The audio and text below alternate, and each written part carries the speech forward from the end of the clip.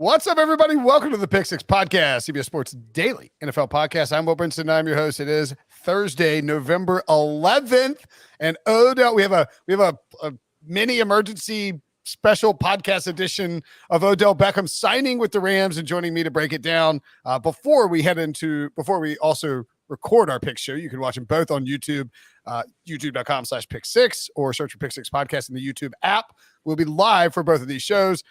Drop it in the comments. Use like hashtag, you could Brinson sucks or hashtag fire Prisco, whatever you want. They're trying to cancel you in the comments here, Pete.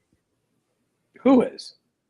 I don't know. Somebody says you need to get some fire in your belly and figure out your Caleb, get in front of me right now. You'll see plenty of fire in my belly. Hey, Caleb, learn the game. Down. No, I'm kidding, Caleb. I'm kidding. Learn the game because my stuff won't work. It's Debo. He sets me up and he never fixes it right every week. Yep, that's the way to blame somebody else for your failures. That's what I like to do with my picks when they go sour. But before we get to picks, we're going to talk about Odell Beckham Jr. He signed with the Rams. Pete, does this take the Rams over the top? Does it make him the best team in football? Does it make Matthew Stafford a surefire Hall of Famer and MVP candidate? I don't get it. I'll be honest with you. I just don't understand it. I don't think he's that good. I'm in the minority on that one. I think his best years are behind him. I know the Rams are going for it, and talking to people out there, that's something they said, look, this is it. We're going for it. So why not get as many players as you can? But I just don't like the move. What's wrong with Van Jefferson? Is he not good enough? I mean, and the one thing you're not adding is a deep threat. He's not a deep speed guy. So I don't like the move for the Rams, but if you're Beckham, there were better opportunities, I think, for you out there. RJ, if you were Odell Beckham, would you have gone to Green Bay instead of the Rams, as he was reportedly debating about this? This does have some like 2010 Eagles, the Vince Young Dream Team Eagles, feel about it, doesn't it? Yeah, well, it depends on what he wants. If he wants a better chance at a ring, you go to the Rams. If you want better chance at stats, you go to the Packers, because you're going to be the number 2 option there, and you don't know what kind of usage you're getting. And with the Rams, because there's no guarantee. I mean, he's even ahead of Robert Woods in the pecking order. I think they want to turn that into a little bit better of a rotation between Woods and Beckham and Jefferson. But I'll tell you what, this would be a net negative if this takes away some targets from Cooper Kupp, because that guy's just awesome. Like you don't want to throw him the ball less, because that makes your offense worse if you're throwing the ball to OBJ instead of Cooper Kupp. So we'll see. There's no effect on the futures odds yet. They're plus 750 right now. They were plus 750 earlier in the week. The Rams were to win the Super Bowl. So I don't think anybody sees this as like this massive addition at this point. That's going to change. What are the Packers odds right now? Plus 1,000. Yeah, I just don't. I still think the Packers are better than the Rams. And when it comes time to play, I think the Packers will do what they did last year. I think they're the better team.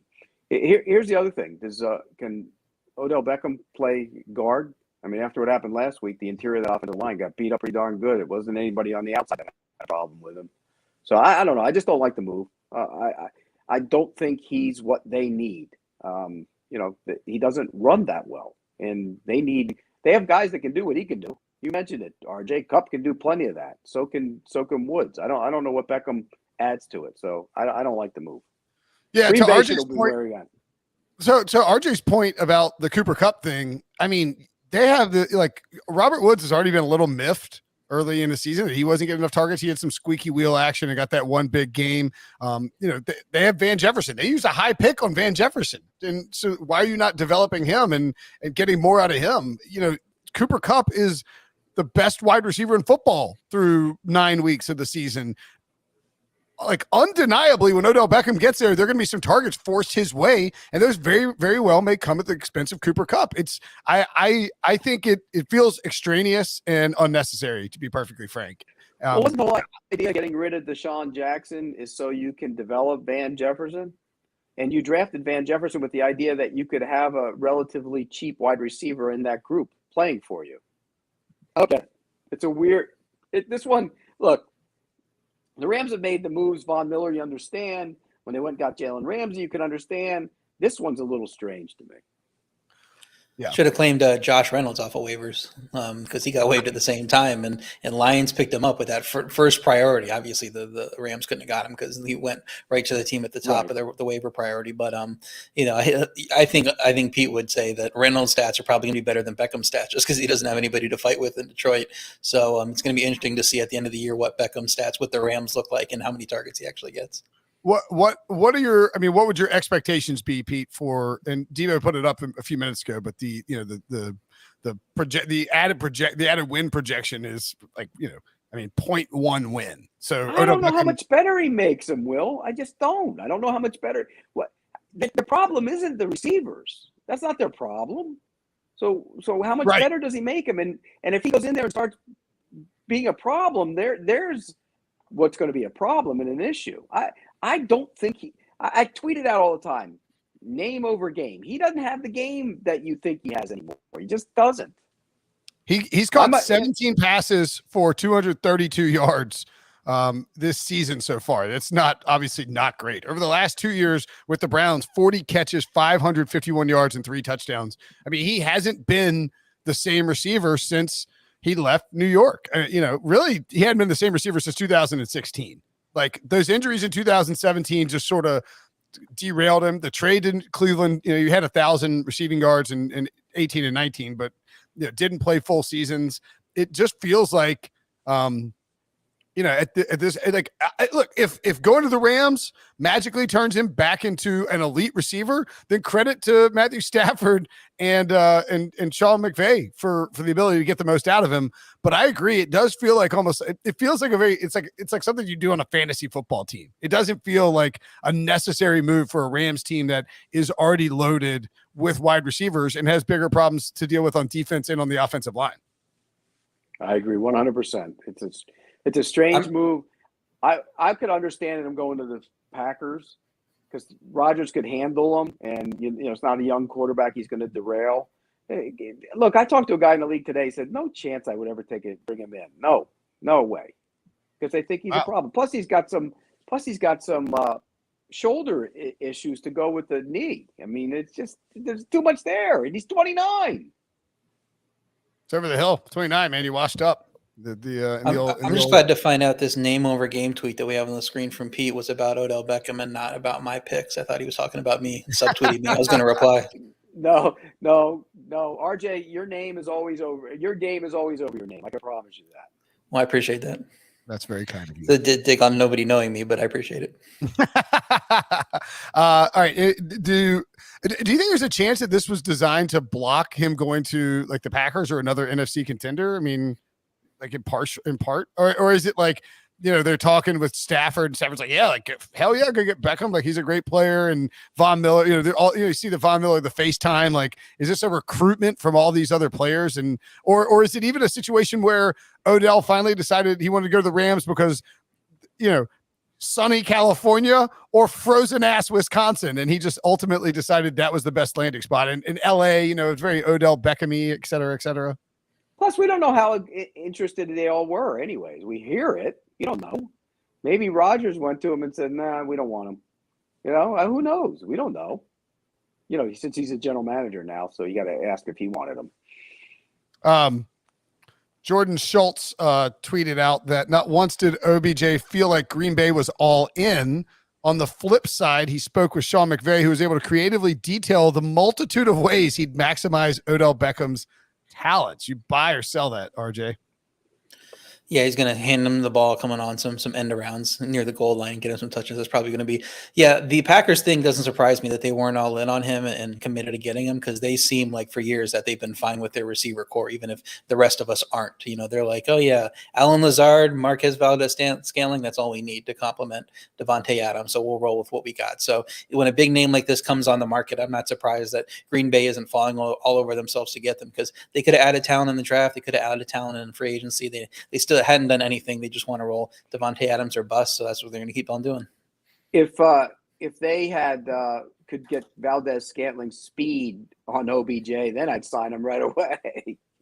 I mean, that kid can fly, right? He can't run. This league is about guys who can run, and you have to be able. Look, I get it. I understand that he once was this big play threat. He's just not anymore. The other thing too, Jordy Nelson was on our last year during the season. We would do those second half, the late game Twitch shows with for Fantasy Football Today, and Jordy Nelson was on there with me and Adam Azer, and we're sort of asking him like, why don't the Packers more aggressive about bringing in guys on the trade deadline, receivers? And he said the problem for the Packers was that that Rodgers likes his guys to not only learn how to run their routes, but to learn how to run secondary freestyle routes. Once, when Aaron does that thing where he turns his back and spins out of the pocket and starts, getting on the move, they work on that in practice where the receivers start, it's timing wise. When they see Rodgers start to do that he turns his back to the field for a second, it's on them to start to maneuver and run a secondary route and to get open in sort of a freestyle type of way. And so that makes it difficult for somebody who's coming in, like an Odell Beckham type would be coming in middle of November, to magically pick up on all the nuances of what Rodgers is doing on those secondary breaks. And so that might be part of it too. Here's the other thing about the receivers in Green Bay. It wasn't the receivers in the offense that was the reason they didn't get to the Super Bowl. I mean, come on. Yeah. So I know they were thinking about taking Bateman last year. They were seriously considering that. But if they didn't, he went before him, right? He went to Baltimore before him. If they get Bateman, are they better off now with Bateman and not having Stokes? No. Yeah, it's fair enough. All right. Should have used that Jordan Love pick on a receiver. I'll tell you that. Yeah, that one we can or agree something on. Else, or anything something else. Anything else, literally anything else. A different quarterback. That was a terrible pick. All right, that's it for the Odell Beckham to the Rams emergency podcast. Of course, hit that like button if you're watching, subscribe, rate, and review, and make sure and check out our Picks podcast with Pete and RJ. If you are watching on YouTube right now, don't go anywhere. Don't press anything. We will kickstart that thing in just a second. What's up, everybody? Welcome to the Pick Six Podcast, CBS Sports Daily NFL Podcast. I'm Will Brinson. I'm your host. It is, depending on whether you're listening on audio version or watching on YouTube, it is either Friday, November 12th or Thursday, November 11th. Pete Prisco joining me, RJ White as well. What's up, fellas? What's How you up? doing? I'm doing great. Commenters. So we have live, we do this pick show every week live on YouTube, usually at 1:00. Pete had some personal matters that pushed it back to 5 p.m. Yeah, I had alarms going off in my building all day. That's what the personal matters were. Believe me, I can't hear. That's probably why I couldn't hear you guys on the. I got alarms going off all the time. Believe me. Look who's behind me. I got to check. You can by the way, you can subscribe on YouTube, hit the subscribe button, hit the like button if you're watching the video. We also give away Brinson Sucks hats. Brinson, did you know about these, Pete? I've seen them. You've showed them to me before. Yeah, we got a whole new batch in. Our buddy Lewis Dawes sent Ryan Wilson a big box of Brinson Sucks toboggans. We could get you one. You could wear one on HQ when you're freezing your ass off in Green Bay in January. Yeah, or freezing remember when my face froze in Green Bay in Kansas City that one year? Yeah, oh. yeah. That's exactly as I was saying. You could be wearing a Brinson Sucks hat. Why would I have a hat with your name on it in any way? I agree with the slogan and all, but why would I wear that hat? Yeah, you were asking if he's seen it. I thought he made them. I thought he sent them to you. I mean, what? Right? I mean, no, that's a little too tame for what I would say on the slogan. Brady Quinn says that he's going to try to wear one to Wisconsin on the Fox big pregame kickoff show or whatever they call it. Or he's going to get somebody in the crowd behind him to put on a Brinson Sucks toboggan, which would be great. That would be funny. That would be hilarious. Yeah. Anywho, this is the pick show, the best bet show. We are going to run through all the games. Pete is going to join us. Just so you know, Pete's going to join us for the first stretch of games and then bounce out of here. And we will continue on with the rest of the games with myself and RJ in week 9. Pete, 4-2. Scorching. Ding, ding, ding, Did not quite take back the overall lead from RJ, but still above 500 with the 4-2 week. I went 4-4, which I'm sure Pete will point out is good for me. That's good for you. You got a C plus this week. Wee! I really should have been. And then RJ, an unfortunate 1-4 on the week. The parlay 49ers +1. Oh, it didn't hit. Wait. We had the Bills over in the parlay. They scored 15 points. What are we?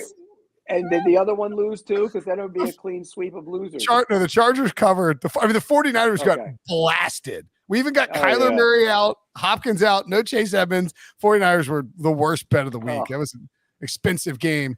RJ still 4 games above 500. There was somebody in the YouTube comments politely requesting that you go on another heater. So if you could do that, that'd be great. I'm trying. I'm getting on the right side of these line moves. You know, you want to get closing line value. So if you're ahead of the line by the time it closes, you got to feel good about your chances long term. But the last couple of weeks, it has not mattered. You get ahead of the Dak news, it didn't matter. You get ahead of the Kyler news, it didn't matter. So I don't know what else you want from me. I'm getting you some good numbers, and it's just not hitting at this point. You know, the odd thing about last week and you not doing well, RJ, is that it was a chaos week with underdogs going crazy. And, you know, that's typically the week where where I would expect to see you pop up in a big way. Well, I took a lot of dogs. Yeah, you took a lot. Yeah. Yep. Pete and I did the Freaky Friday body switch, and he's been taking the dogs, and I'm taking too many favorites here. So great job by Pete to sniff that out last week. We actually have posted if you're watching on YouTube, you can actually see a picture of Pete wearing a Brinson Sucks hat. Where was that? In the office? It looks like the office, yeah. Pete, I had to go through my camera roll for that one, but I remembered I caught you in the wild in a Brinson Sucks hat. So, yeah, you've rocked it before. Yeah, well, I mean, I like the slogan. Just a little tame for my liking. We have more of this. I'd add at least one more word into there. Oh God! Really, right? Brinson really sucks, right in the middle. Yeah, no, that wouldn't be the word. Something on the back end, I think. No, in the middle. Oh, you would add an F in the middle. Yeah. I thought you had. I thought you had something in the back. No, I wouldn't. No, in the middle. So if you want to win one of those Brinson Sucks hats or a toboggan, your choice, show up when we do our live shows after the primetime games, Monday night, Thursday night.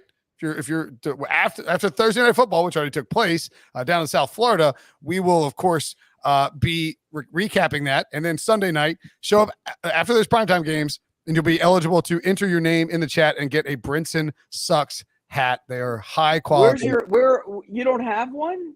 You don't. I mailed mine to a podcast listener, and then we got more. Okay. And Ryan Wilson has them all right now, and you can see. What is it? A hat company? No. It's Lewis Dawes is a podcast listener who originally made them. Lives out in Vegas. Nice. I like that. Yeah, I actually got when me and Costas were out in Vegas. I actually got a beer with him out there, and good dude. Anywho, let's get to some of the best bets.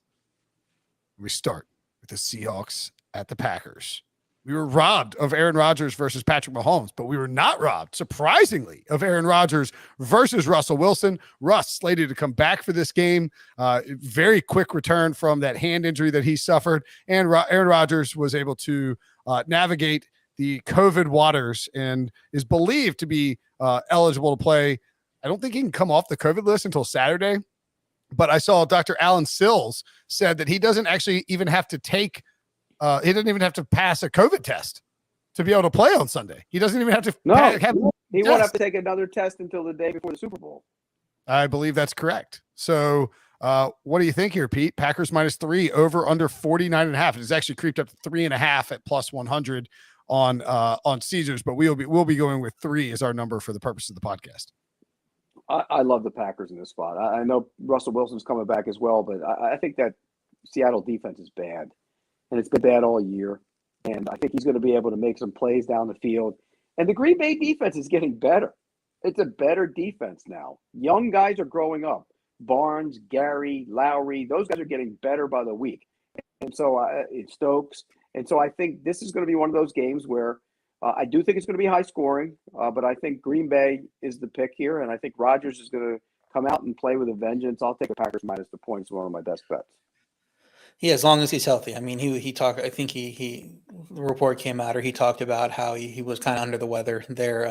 So we'll see how healthy he feels if he's still a little bit under the weather.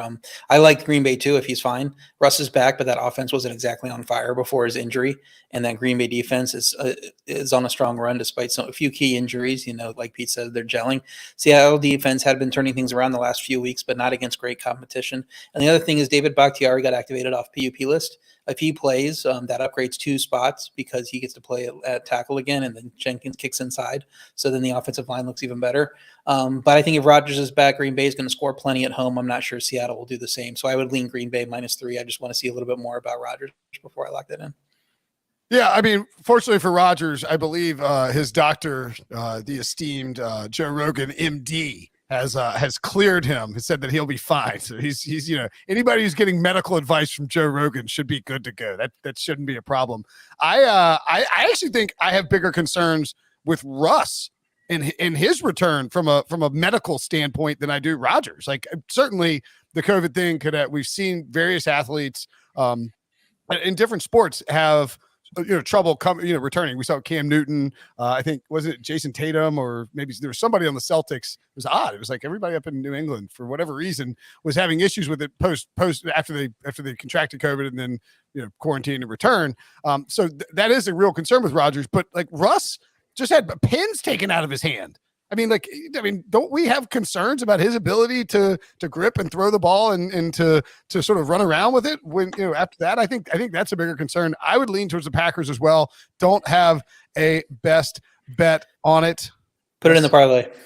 All right. Packers -3, the first game in the parlay, which we haven't hit one all season. We had I'm trying to mush Pete's picks, keep him away from my overall record. So put it in the parlay.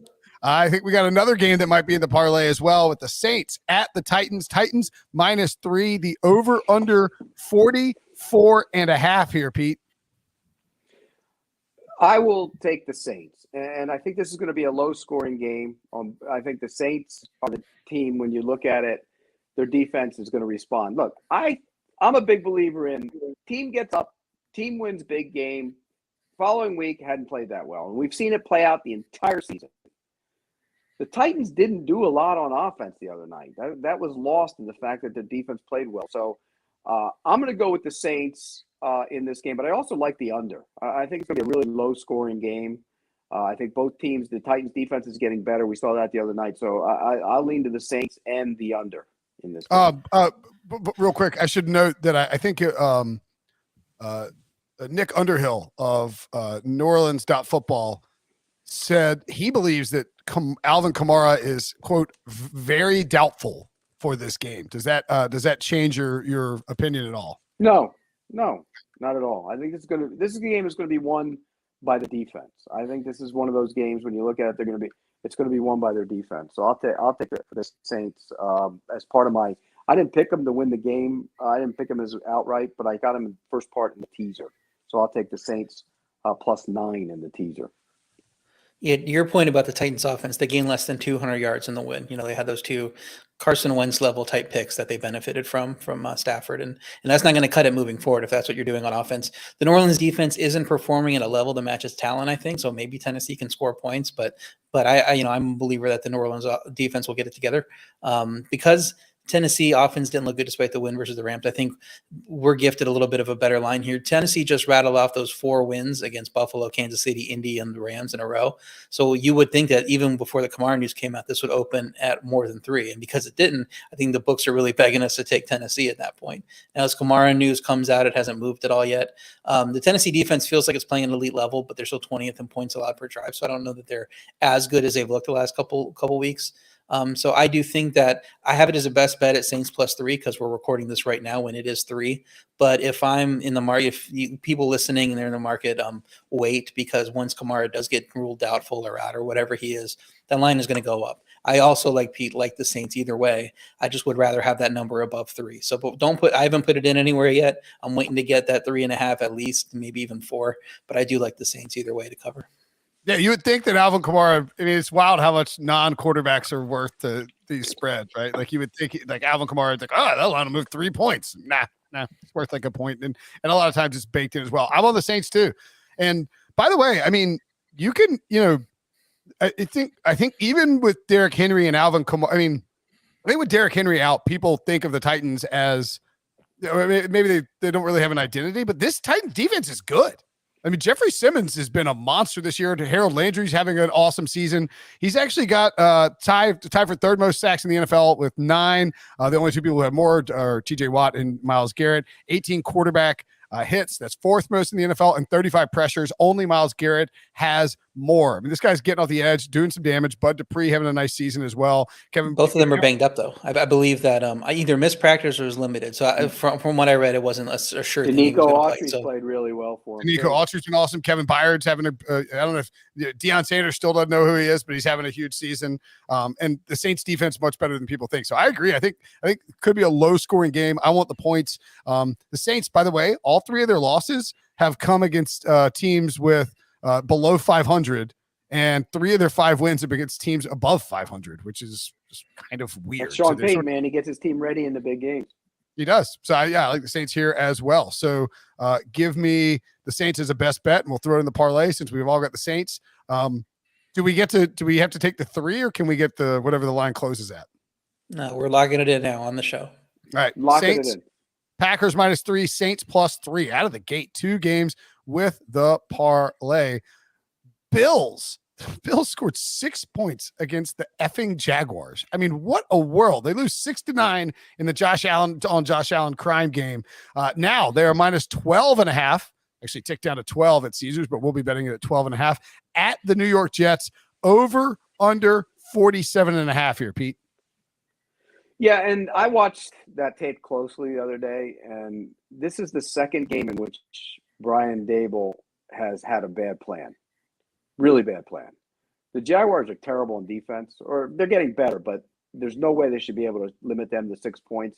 They had a plan to attack him and blitz him and play coverage behind it, and they rolled a bunch of different things, and they handed the ball off only 9 times to the running backs in a 9-6 game. You can't win that way. I'm a pass-first guy, but you got to be able to run the ball. So I think they respond here. We've heard all week long about how they're going to get the run game going. I think they get the run game going. The Jets are bad on defense. So I'm going to take Buffalo as part of the second leg of my teaser. I don't want to lay that many points. If I had to pick the game, I would pick the Bills, but I'm going to tease it down to 6 to go with my Saints other end of it, getting 9. So I'll take the Saints +9, the Bills -6 in my teaser. 2 games now with the Buffalo offense not looking right. I want to say they'll be fine, but we're still waiting for the Chiefs offense to look fine, and that hasn't happened yet. So I don't think there's any guarantee that the Bills just get it magically turned around. I do think they should be able to take advantage of this defense that continues to get blasted. The Jets offense somehow has almost 1,000 yards in their last 2 games. So even though the defense is terrible, so I don't know what Robert Saleh, defensive genius is doing there, but it seems like the offense is way ahead of the defense right now. If the Buffalo offense is fundamentally okay, I think Buffalo probably covers, and I think this game gets over, but it's just going to be a stay away for me. I've got the Bills as a best bet here. Looking at this game, the Jets have given up 43.3 points per game, 25 20-plus yard plays, 467 yards per game, and have allowed opponents to convert 81.3% of their red zone trips into touchdowns in the last 3 games. That is obscene how bad that is on defense. This is a 2 things. One, as Pete points out, it's a get right game. It's not a must win game because the Bills are in good shape, but it's sort of a must get right game. Like if you're going to be the Bills and you're going to act like you're a legitimate contender in a season when the Chiefs are down and the AFC is wide open, I mean, you got to go in and flex your muscles here. And as Pete points out, they should be able to run the ball, or at least attempt to run the ball more. And I don't know that it's a Steph Diggs squeaky wheel game because he hasn't been complaining about it. He's been handling it really well. The fact that Cole Beasley is for some reason the number 1 option lately in Dable's plans. But I think it's a let's show off Steph Diggs. He's been doing way too many deep developing routes. 32% are either, I think, post, goes, or corners, as opposed to 22% from last year. And then the Bills defense, 5 passing touchdowns allowed, 5.6 yards per attempt. 1,416 pass yards allowed and 11 interceptions, right? I mean, this is like a combination of Jacoby Brissett, Sam Darnold, and Tim Tebow that they've turned opposing quarterbacks into, and they get the legendary Mike White. I got the Bills as the best bet. I think they run up the score in this one. They haven't been afraid to do it against division rivals, and they covered the double digits against the Dolphins, even though it was a sort of a joke. Rams -4 at the 49ers on Monday Night Football. Over under 49. The debut, one would think, of Odell Beckham in a Rams uniform. Are you gonna hop on the OBJ train here, Pete? Well, I really like the Rams until they agreed to terms with Odell Beckham. Now that might change. I think the Rams are one of those teams that got caught in a bad game, and by the end of it, they looked up and they go, "What the hell just happened to us?" And I think they'll respond. Sean McVay's too good a coach not to. The 49ers are dreadful on defense. I mean, just awful. And offensively, their line has issues. I think Donald's going to feast in this game. I think this is going to be a dominant performance by the Rams. I will take the Rams as one of my best bets, -4. San Francisco lost Mike McGlinchey too, and Rams, probably getting Von Miller in this game. So good luck, Jimmy G. You're going to be running for your life, I think, in this one. So the Rams are coming off that embarrassing loss due to bad turnovers. They should be pissed off. They should be up for this game. San Francisco has won 4 straight against the Rams. I'm sure McVay already had this game circled as a must-win, saying I could beat Kyle Shanahan and prove it, because Kyle Shanahan's had his number the last couple of years. So I'm a strong lean on the Rams. I wanted to wait because it looked like it was going to come down at 3.5 before this Odell news. So I didn't want to play it at 4 here and then think that we're going to get 3.5 later. So, but now that Odell's, I think, probably locked in at 4. I don't know if it's going to move. So go ahead and play it at 4 if you want. Home field has meant little this year. The Rams are the far better team than San Francisco. So I think value is on the Rams here. Man, I kind of wanted to take the 49ers, and you guys are scaring me. I mean, not as the best bet, just as both of these two primetime games. You got Raiders +2.5. You got division matchups. Raiders +2.5. San Francisco +4 on Sunday night and Monday night. I mean, nobody's going to want to bet on the home dogs in these division matchups. The Rams are the better team. The Rams are a much better team. The Rams are coming off a loss. They should be motivated. There's, like you said, there's offensive line woes for the 49ers. I just lean towards San Francisco because it just feels like no one is going to want to be on San Francisco. Everybody's out on San Francisco. You can say the Rams are desperate for a win. The 49ers are desperate for a win. I mean, they got to get a win. And as we point out, Kyle Shanahan's had success against Sean McVay in their past. I'm going to take the 49ers, but I don't really feel great about it. So that's just a lean for me, not a best bet. Sorry to ruin putting it in the parlay. The advanced stats are on your side too. I know the advanced stats love the 49ers still, DVOA and yards per play differential and those type of things. So they don't pass the eye test for me. I'm kind of on the side with Pete there. I just don't think that they're very good. But the advanced stats seem to like them. So maybe they'll show that in the second half. They may very well stink. I mean, they just lost to Colt McCoy on the road in sort of a must-win game. It's unbelievable. Falcons at the Cowboys.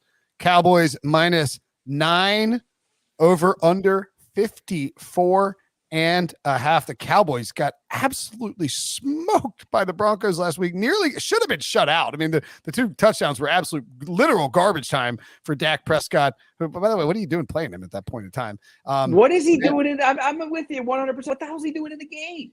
Like he's like CeeDee Lamb went into that game banged up, and he's in the game. What are they doing? Yeah, get him out of there. The game's over. Like, you don't need to. I feel like a lot of times coaches might do that, Pete. And I don't know if you think this theory holds any water, but it's sort of like Mike McCarthy. If you score 16 points or 14 points, it makes the humiliating loss look less worse. So that's why you leave him in there. I mean, it's just stupid. Or to make him feel better about going the next week. Hey, he did something at the end of the half. I don't buy it. I never have. Imagine taking him out and then Cooper Rush gets those 2 touchdowns. And then all of a sudden you have a quarterback controversy. Oh my God, Cooper Rush playing so much better than Dak. Stop it, RJ. Just stop it. Look, I think this number's too big. That's why I took it. I don't. What do we see from the Cowboys? And I know the Cowboys were banged up a little bit last week, but what do we see from them that would make you think that they should lay 9 points? I know the Falcons are playing back-to-back road games, coming off a big division winner, so I'm kind of bucking my trend a little bit. I don't think they're going to win the game, but I think they'll hang around here. Matt Ryan is playing great football, and I'm talking about great football. because he hasn't had the full complement guys all year, and he's still throwing for good yardage and making good plays. So I'm going to take the Falcons plus the 9 because I think the number's bloated. Yeah, I'm with you. He shook off a bad day against Carolina to have his best game of the season against the Saints. He's playing really well right now.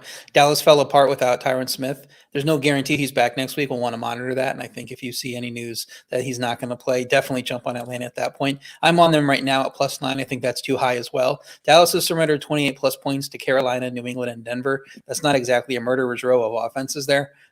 So even if Dallas offense gets right, I think Matt Ryan's going to have plenty of opportunity to backdoor cover with how he's playing right now, because the Dallas defense isn't exactly a lockdown defense with those big point totals are given up against mediocre offenses. So I plus 9 is too many for me. It should be probably 7 or so. So I like it as a best bet.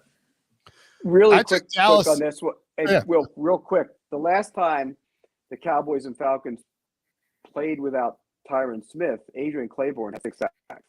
That's right. Claiborne. It was like the epic Adrian Claiborne out of nowhere game. I was about to say, like, now the other thing too, don't sleep on Dan Quinn revenge game. Yeah. No. He's going to try harder. He knows Matt Ryan. He's going to coach everybody else in the league. Pete, he's going to coach so much harder this week. Like he's going to coach so much harder trying to get back at the guys who fired him. Yeah, sure he is. He really likes most of the people, other than probably Arthur Blank, and he probably knowing Dan Quinn, who might be one of the nicest guys in the league. He probably likes Arthur Blank too. Yeah, exactly. Also looks like I didn't mention this. No Randy Gregory. It looks like I think he suffered an injury in practice, so I'm not going to take a little bit out of the pass rush that maybe could have took Matt Ryan off his mark a little more. So we'll see. Maybe they have to use Michael Parsons more as a pass rusher. I mean, honestly, I think that my pick for this game will probably come down to whether Tyron Smith plays or not. I mean, like he's that big.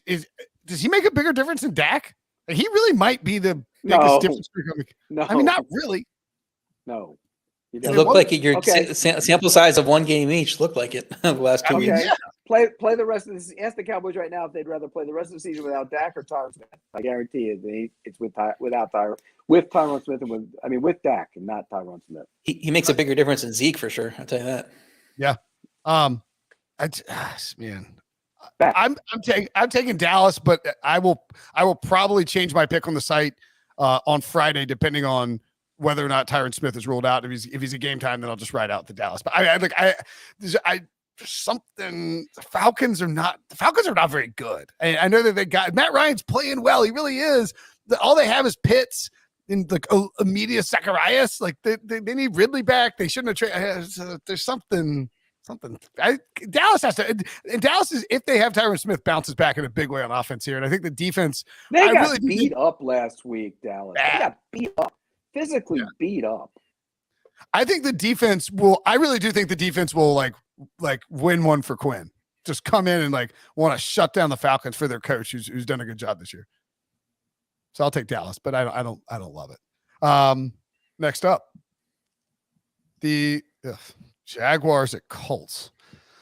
Some of these games suck, man. The first 2 weeks were incredible, and the first 3 or 4 weeks were great, and like the last 4 or 5 weeks have just been kind of. I guess that's life in the NFL. It's a big game for the Colts. Huge game for the Colts. Must-win game for Carson Wentz. Colts are minus 10.5. That line has not moved. The total still sitting at 47.5. Of course, this game is in Indianapolis. Pete, is your man Urban Meyer's finding these wins all over the place? Going to find another one in this game? No, he's not going to find a win, but he's going to find a cover. I got 2 best bets in this game. I think the Jacksonville defense against the run has been pretty solid this year. They have been. And I think when you look at the Colts, what do they want to do? All they want to do, they want to run the ball and run the ball and run the ball. They did get the Urban Meyer last week, right? They got the 250 and 250. They're not going to get the Urban Meyer. Yeah, they're not going to get the Urban Meyer in this game.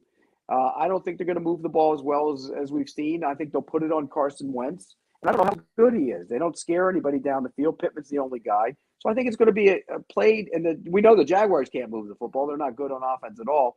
So it's going to be played in the phone booth. It's going to be a low-scoring game. I think the Colts will win the game. But if you're going to give me 10.5, I'll take it. And they've traditionally played the Colts very well, the Jaguars, even when they've been bad.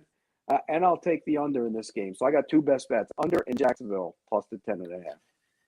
Their only win last year. This is the same number Indy just covered against the Jets, and the Jags are, I think, around as bad as the Jets, maybe even as bad. All 4 Indy wins have been by double digits. They should be expected to blow out bad teams at this point, as long as they can avoid stupid wins, turnovers, which isn't a given on any day. That could happen, and he can fall apart at any time. The Indy defense didn't look great against the Jets, and Jacksonville's defense coming off a massive game. I think there's probably slight value on Jacksonville, but I wanted to play Indy based on they just beat as good Jets team by 15. I don't know why they couldn't win this one by 15. So I'm just going to stay away from this one. Yeah, I would go under if I did anything here. I'm trying to think what I picked for the site. I believe I went with the Jaguars and Indy to win, Jaguars to cover. Again, all these spreads that are in the 10.5, 9, 10.5 range are just kind of terrifying. I mean, it's begging you to take the Jaguars here, I feel like, but they do keep it close. I think for me, this all depends on, will Frank Reich come into this game and try and let Carson Wentz air it out early? Because if he does that, they can light the Jaguars up and force Trevor Lawrence into dropping back a ton and trying to come back. I tend to think that Frank Reich will be a little stubborn and try to come into this game and run the football a lot with Jonathan Taylor and maybe some Nyheim Hines mixed in there as well, Marlon Mack, and just won't get any traction there because, as Pete points out, the Jaguars are good against the run. So are the Colts, and so the under is the direction I would look if I were forced to bet this. I would take the Jaguars plus the 10.5. Pete, I think look at that. Tony Pritchard says Adrian Claiborne would have had 50 sacks against Pete Prisco. Would have paid to see that in person. Up high, down hard. I might have done something dirty before that happened. Lord, like what? Chop the backside of the leg or something. Pete twisted his ankle like Mac Jones. Yeah, along those lines. All right, Pete, you're free to go. You got through your best bets. I want to hear. You guys will tell me later on. We got to get one more pick for the parlay. So you guys decide it. You guys decide it, and I think this is the week we're winning it. By the way, I think so too. RJ, is there anything that stood out to you for a possible? We haven't talked about yet. Give me your. How about Jacksonville Indy under? I don't think RJ likes it. I don't love it. But if you guys want to play, I mean, I'm not great at total. So if you guys really want to play, pick something coming up in your picks, and I'll. All right. I'll look at what you've got on the site, and we'll find something that matches up. Okay. All right. See you guys. Pete. See you, buddy. Sometimes it's nice to feel. So what they say, RJ. Look good, feel good, play good. Got to dress for success. And our folks, our guys at Indochino, our guys and gals at Indochino have some of the best looking custom clothes on the planet. You can, 2 ways, by the way. You can go to Nordstrom's. They're all locked into these Nordstrom's now. If you prefer getting measured in the store, getting out of your house, seeing people, engaging with other human beings, and actually, trying on the shirt, getting it custom fit and all of that, you can do that at Nordstrom's. But if you're like me, if you're a recluse who needs lots of collared shirts and for the billion videos we do every day and every week, and you prefer not to engage with people and you don't like to talk to people, Indochino's site is unbelievable because you can go on there and it walks you through step by step every single measurement to make sure you get the perfectly custom fitted shirt. You measure yourself at home, you get your shoulders, you get your waist, anything custom suit, however you want to do it, right? I mean, you get your arm length, you get like.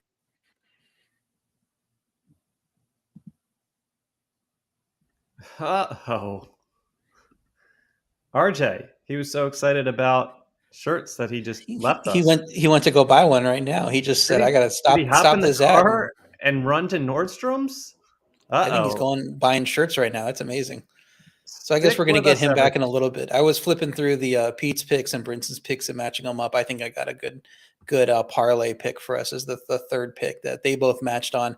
I didn't make it a best bet. I was going to make it a best bet. I wanted to tease it instead, but I'm definitely going to play it as a best bet at some point. Measurements I didn't even know that I needed to have.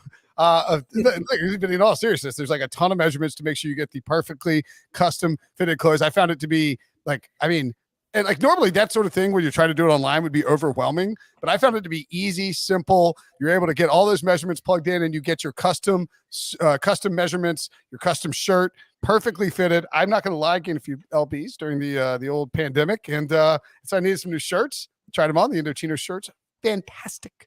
And now for our audience, we have a little deal for you.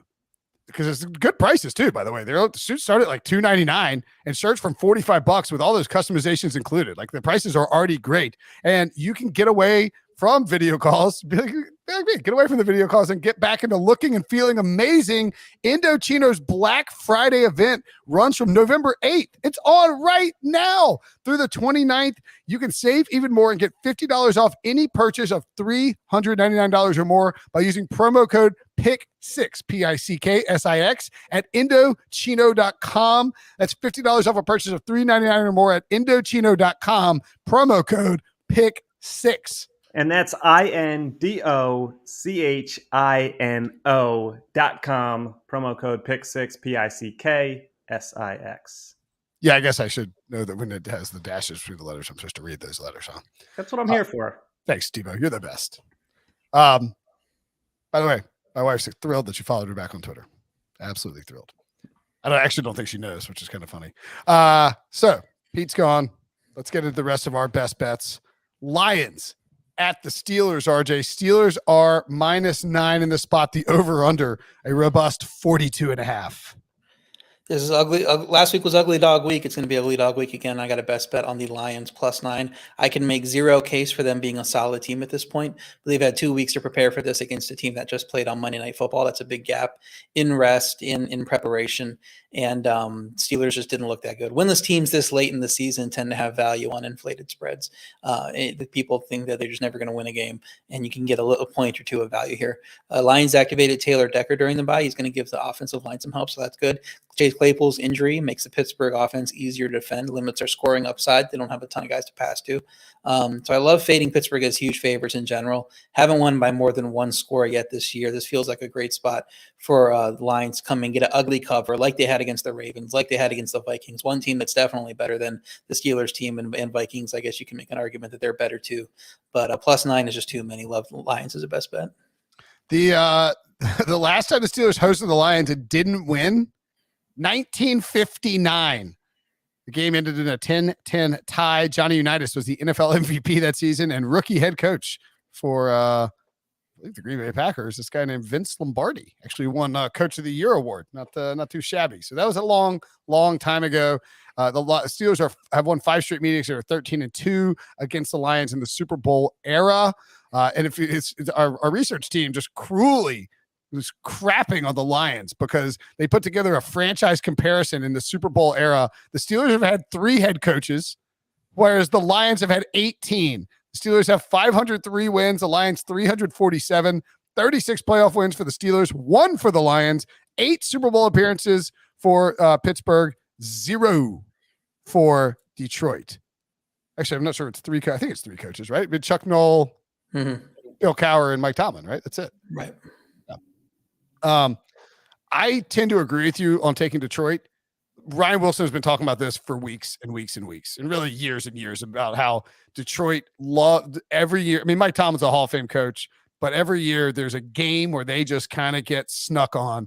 And it looked like that game might have been, they wasn't Chicago because it felt like they were taking care of business, and it was on the road too. So a little bit different vibe. Obviously they didn't cover in that game, but they did win. I think it's the same thing where Pittsburgh just won't score a lot of points. So Najee, this is where they feed Najee Harris. We're going to see some Benny Snell, and they don't want to have to throw a lot with Ben. Coming out of the bye, Dan Campbell knows he's got to just get maximum effort from his team to try and win one, because they've been so close, and at some point it's just going to wear off. I think it's a good spot for the Lions as well. So I would lean towards the Lions. Do we think Pete takes the Lions here? No, I looked at his picks when you were gone. You were reading that, so he liked Pittsburgh.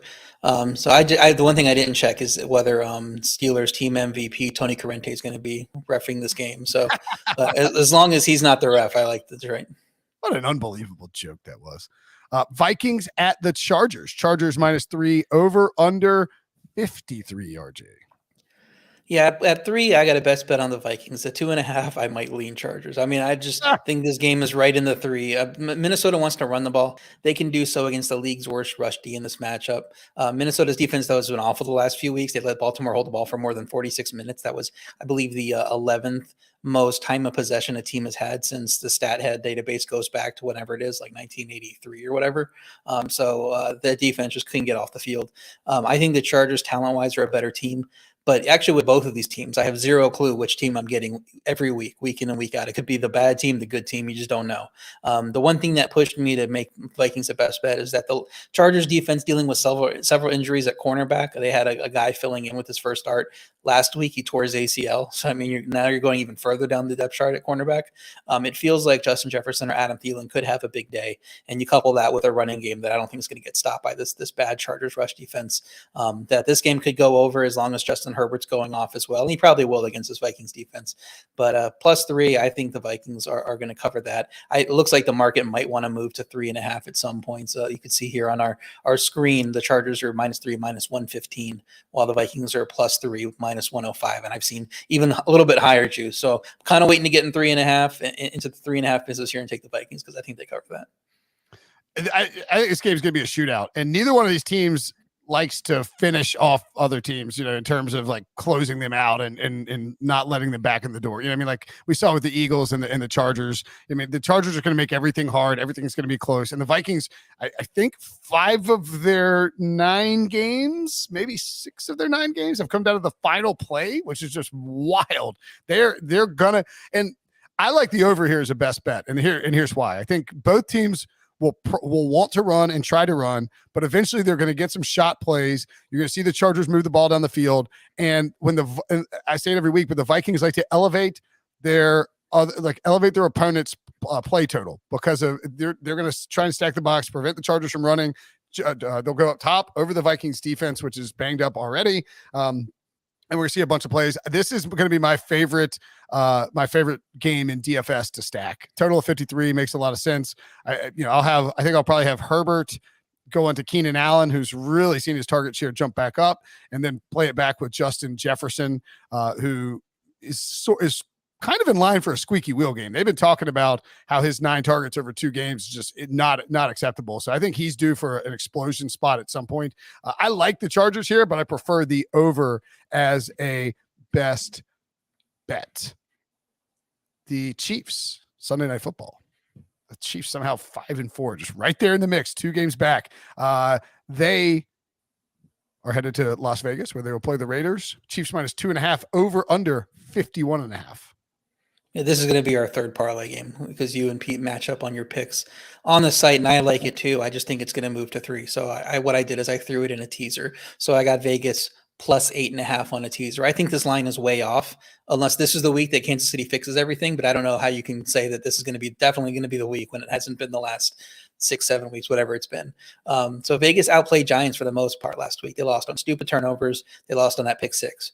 But that's not the type of loss where I think you can call Vegas frauds. But that's kind of what this line is doing. They're saying the Raiders aren't legit, and the Chiefs are going to get it turned around here, with the Chiefs being 2.5-point road favorites in this game.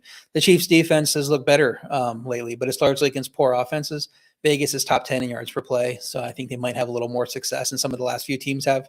And the Vegas defense is second in net yards per pass attempt, so you would want to run the ball on that type of team. But Kansas City's not going to come out and just run the ball. We know that Patrick Mahomes wants to keep chucking it and keep moving the ball with the pass. So I think Vegas is going to get to 3 at some point. I'm going to play them as a best bet and get them as a play at 3 when that happens. But for now, teaser up to +8.5. First leg of the teasers, the way I'm playing it on this podcast.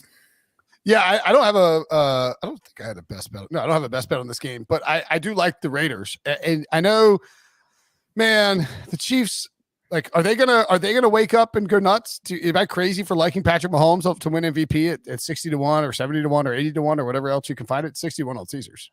I think it's going to be hard for him to win at this point because now he has the narrative of a whole first half of the season where he hasn't played well. Even if his numbers look at it at the end of the year, it'd be like the Chiefs were not the Chiefs for a whole half of the year. So it's hard to give that guy an MVP. Yeah, probably. It does. It feels different. It's like it feels stupid after a full half a season to keep suggesting that, all right, the Chiefs are gonna get right. Like they're gonna flip the switch at some point. It's gonna happen, and it just keeps not happening. But I don't know. I'm terrified to take the Raiders here. But this is a huge, this is a spot that we've seen Derek Carr and company, and obviously John Gruden not there anymore, get up for. I'm a little worried about, clearly there are bigger issues with the loss of Henry Ruggs than the what the Raiders lose on the field. But I mean, that is a big component to what they were doing on offense. He was, playing well. This is just a big spot. If this were a 4 p.m. game, I think that I would take the Chiefs. But because it's that Sunday night football, as well as Mahomes plays, everybody's going to be on the Chiefs. The Raiders know that if they win this game, they really solidified their playoff standing and can potentially, push the Chiefs further down into the basement where maybe the Chiefs don't make the playoffs, and that makes life easier for anybody who gets into the postseason. I would lean towards the over as well here. I have the Raiders as a pick on the site, but don't have a best bet on the game. Browns at the Patriots. The parlay, though, right? That's our third leg of our parlay. You think does Pete have the Raiders? Pete has them on the site too, and I would have them, but I think it's going to go to 3. So, all right, let's do it. There it is. We got Saints +3, Packers -3, and Raiders +2.5. So we'd like to get that 3 for the Raiders. Obviously, if you're betting the parlay, try to get that 3. Browns at the Patriots. Patriots -2.5, over under 45. This line has jumped all over the place, RJ. It got down to like almost maybe even a pick 'em. Maybe Patriots -1, opened to Pats -3, has climbed right back up, got to Pats -3, and now has settled in at Pats -2.5. Well, you can understand because now Nick Chubb, it looks like he's not playing. So, of course, that line has to shoot back up because we've seen the rush offense fall apart without Nick Chubb. Dearness Johnson came in that one game and did absolutely nothing except win a lot of fantasy leagues for anybody who scooped him up and started him. So I think they're going to be just fine. I don't think that Nick Chubb really affects the line that much. So if you liked the Browns as it was going down, you should still like them now. I think Cleveland was a bit fortunate to score 41 against the Bengals. They only had 14 first downs versus 25 for Cincinnati. Bill Belichick isn't going to let his defense give up those explosive plays. They had 3 plays of 60-plus yards, including the pick 6. So it's really going to be on the Browns to sustain drives in this one because I don't think they're going to get those huge plays. The Cleveland defense coming off a great game and ranked second in yards per attempt allowed. So the Patriots need to run as well. But, we're saying I think the Nick Chubb news is what's moved this line, but nobody really cares that Damian Harris has a concussion. We don't know if he's going to play. Ramondre Stevenson has a concussion. He has in practice. So it might be, Brandon Bolden and J.J. Taylor running the ball in a game where they need to run to win.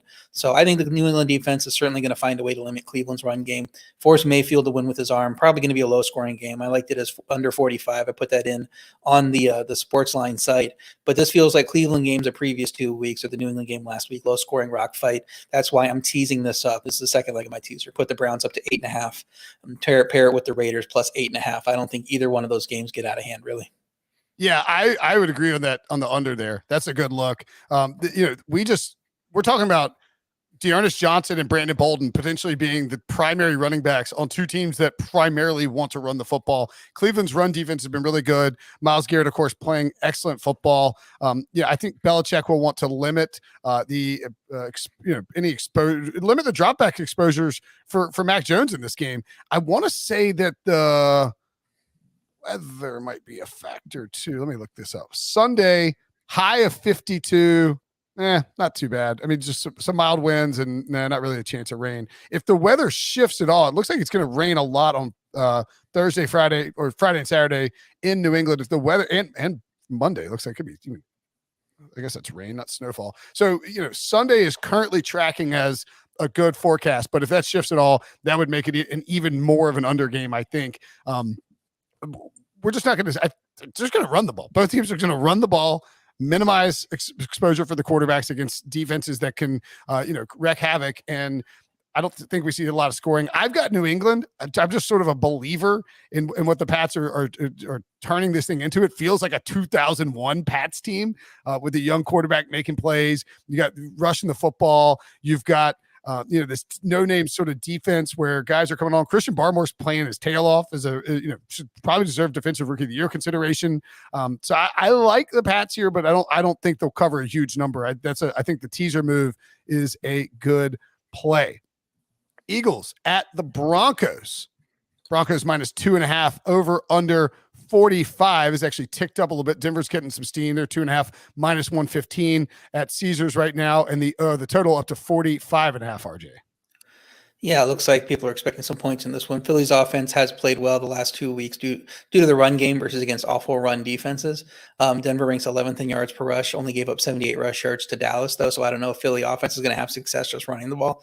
Denver's felt like an overrated team over the first 2 months, and I said it before during that stretch where they were beating awful teams. But last week was a statement win. I mean, you can't take anything away from them for that win, especially after trading away Von Miller, and to come out look like that was pretty awesome for them. My problem with them, though, I was getting ready to go to Denver and lean to Denver. I'm leaning to Philly, though. Denver's going to have to overcome some offensive line injuries. Garrett Bowles might not be back for this game. They lost Glasgow. They lost Bobby Massey. They're both out. So that's a lot of shuffling on that offensive line to deal with a pretty good Eagles front. I know it hasn't been a great year for the Eagles, but that's a pretty imposing front when you got to handle guys like Fletcher Cox and those guys up front. So I like the Denver coaching staff better than the Philly coaching staff. So if it's a close game, I think that makes the difference. But right now, I think Philly might just be a little bit more fortunate with these injuries and take advantage of that injury issue for Denver. Yeah. Sorry, I spotted a weird comment in the old YouTubes. I got the under here at 45. The Eagles have dramatically shifted over the last couple of weeks into a really run-heavy team. Now, not to say that they're like great at it or anything, and part of that is going up against the Chargers, who are a run funnel, and you see that happen a ton. I just expect a lot of conservative play calling when you've got Teddy Bridgewater on one side and you have, Jalen Hurts going up against a defense that just showed out in a big way against the Cowboys. My lean is to Philly. I picked them on the site, think it's sort of a letdown spot for Denver. They get all amped up after the Von Miller trade. So they open their eyes. They go into Dallas. They shut down the Cowboys. Everybody's pumped up about the Broncos, and you get a little bit of an overreaction there. I think Philly will keep it close and maybe win the game. Clearly, you want to get 3 rather than 2.5 if you can. I will take a best bet on the under. Panthers at the Cardinals. Cardinals minus 10.5. Over under 44. I don't think we know whether Kyler is going to play, right? Yeah, I don't think we know yet, and it's hard to know what to do until we know if he's playing. Even after last week's surprise win, I wouldn't take that win as indicative of they're going to be fine. Carolina's offense posted less than 200 net passing yards in 5 straight, though. Something must change, and it looks like they finally identified it because they brought in Matt Barkley, and so they signed Matt Barkley, and they okay, just run over my joke, Brinson. Thank you very much. I appreciate you. Cam's going to be a good fit. I don't think he's going to play this week. I don't think he's going to be big into the game plan this week. So probably going to be a PJ Walker game. He hasn't looked good. Carolina's defense, though, has been mostly great this year, minus the Dallas and Minnesota games. They're not getting any help from the offense. It feels like coach of the year is Kingsbury's to lose, especially if Kyler doesn't play and they roll in this one. But maybe Mike Vrabel gets the number 1 seed without Derrick Henry, and people vote for him. So going to be a good fight there. But this number is too high right now to know how to play it without Kyler. I wouldn't want to back the Packers with the Panthers with PJ Walker, just the way he's looked. Because that Cardinals defense, I think, probably win this game running away if they have to. Yeah, I would. Yeah, it all depends on Kyler. I mean, Cam Newton, Matt Rule said PJ Walker is going to start. Cam Newton is probably not going to play in this game. Look, Panthers offense is a disaster. I mean, a hot mess. People are concerned about their jobs as a result of how bad it's been. And, they basically may have brought in Cam Newton just to paper over the fact that they gave up a 2nd-round pick for Sam Darnold. I mean, I cannot confirm or deny that. I'll take the Panthers plus the 10.5 just because it's too much. And I think that I could see the Cardinals saying, let's sit Kyler. We can win this game without him, and he needs to get healthy. But I don't feel good about it and wouldn't want to make the bet until we know about whether or not Kyler is playing. I think that line is a little bit of a protection spot too for the books where they, like with no Kyler, is it 7, 6? I think they let the market determine, because they determined last week that it should move a bunch and it didn't matter. And so I don't know that anybody's going to be rushing to grab the Panthers with PJ Walker. It's a little bit different situation than what we had with the 49ers last week. So especially after Colt McCoy looked fine. So, I think they probably don't even remove it. They just leave it up and let people do what they're going to do and think that go ahead and grab the Panthers if you want, we'll be fine, giving you plus 10.5, plus 10, plus 9.5. And figuring that Arizona is going to come out and win this game. Tony Pritchard says that the Matt Barkley joke went over my head faster than my hairpiece in a windstorm.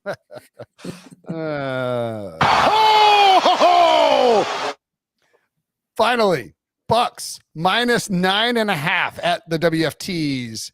Buccaneers coming off of their bye. This is the actual matchup, the actual rematch from that playoff game where Taylor Heineke started against Tom Brady and nearly took down Tom Brady. The biggest test that I guess the Packers team was really close too, but it was a surprising test from the Washington football team against Tom Brady and the Bucs in the playoffs.